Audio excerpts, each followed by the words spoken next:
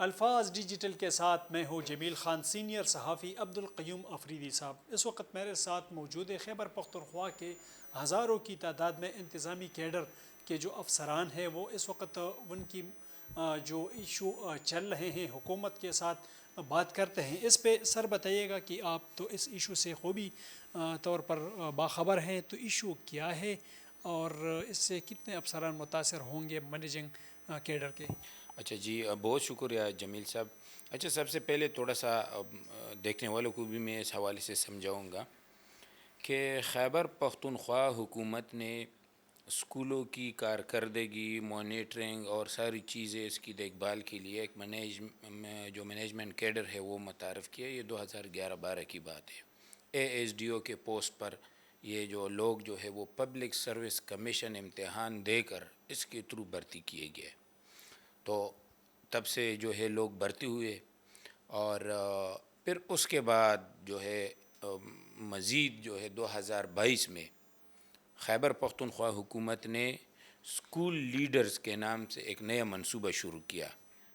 28 اضلاع سے خیبر پختونخوا کے اسکول لیڈران کو عارضی بنیادوں پر بھرتی کیا، اور اس لیے بھرتی کیا کہ یہ جو اسکول ہے اس کا دیکھ بھال اور ایجوکیشن کی کوالٹی اور یہ ساری چیزیں جو ہے یہ چیک کریں گے۔ اور یہ صورتحال اس میں سے ہے کہ یہ خالصتاً کانٹریکٹ بنیادوں پر تھی، اور تحصیل اور ضلع سطح پر یہ جو بھرتیاں ہوئی اور اسکولوں کے اندر یہ اس طرح کا۔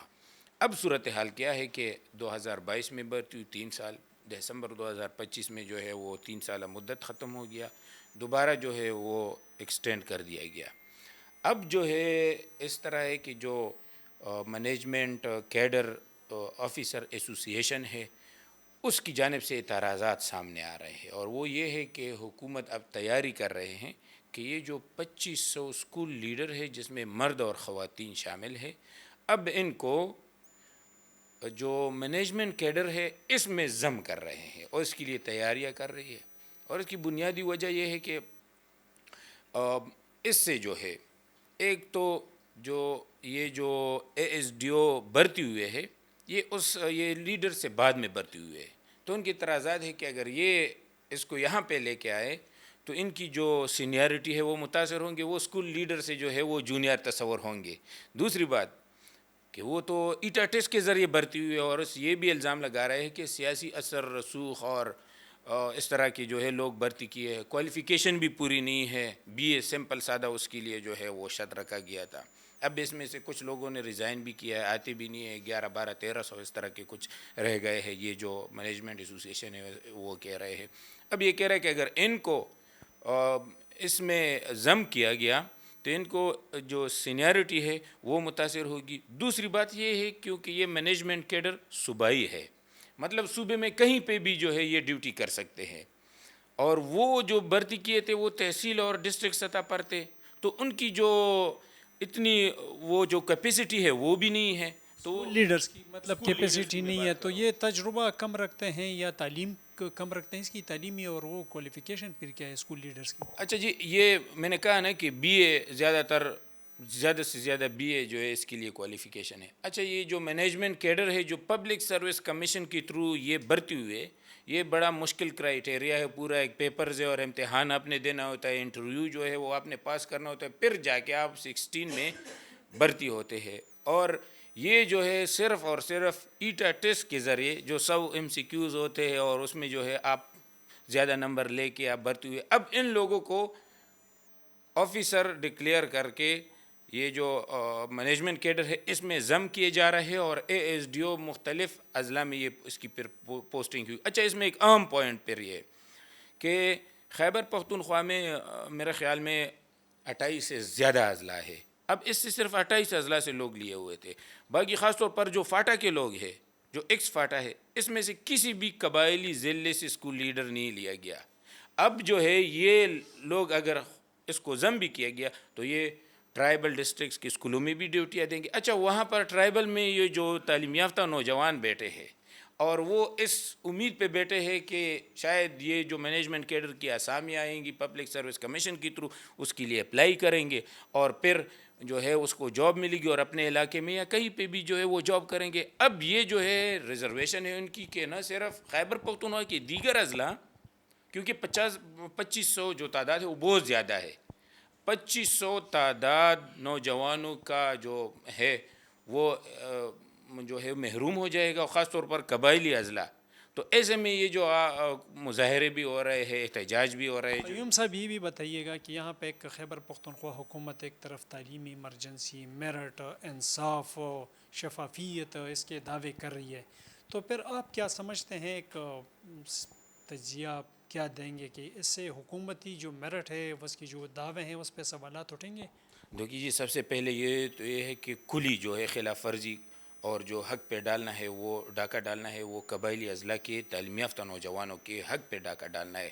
یہ جو 7 اور قبائلی اور 6 ریجن ہے اس میں، کیونکہ یہ جو نوجوان ہیں وہ رہ جائیں گے، اوپر سے اس کو ضم کر کے وہ وہاں پر بھیجوا دیں گے، تو پھر وہاں سے جو لوگ بھرتی ہوں گے اس کا حصہ ختم ہو گیا.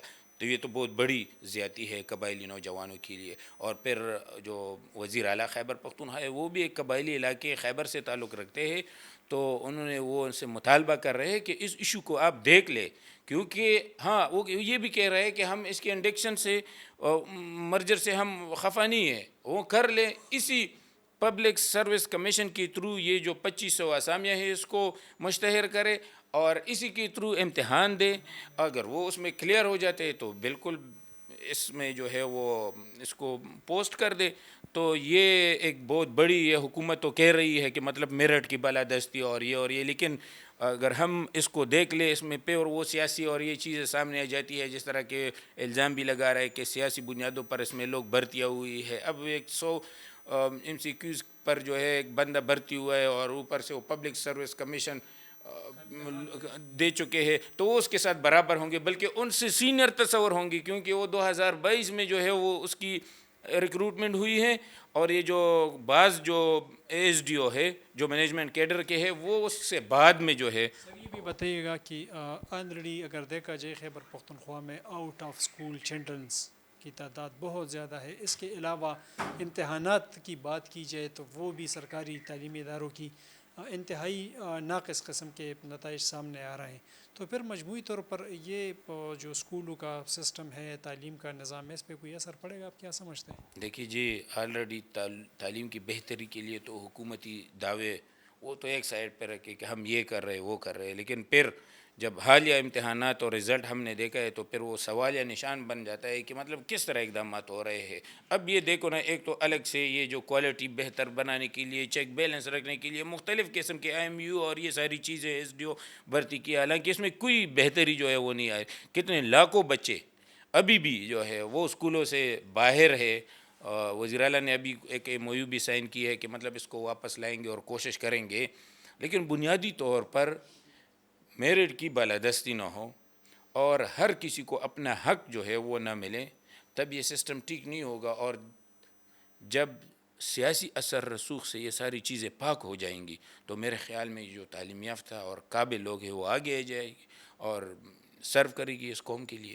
نظام بھی بہتر ہوگا، میرٹ جو ہے یقیناً وہ بھی بحال ہوگا، اور خصوصی طور پر جو قبائلی اضلاع کے نوجوانوں کی امیدیں ہیں اس وقت وہ بھی آلریڈی پہلے سے نظر انداز ہے. یقیناً ان کو بھی دیکھنا چاہیے. یہ اپنے گفتگو سن لی قیوم آفریدی صاحب کی، اور حکومت کو بھی چاہیے کہ اس طرح کے اقدامات سے گریز کرے جس سے میرٹ کی پامالی ہو. شکریہ.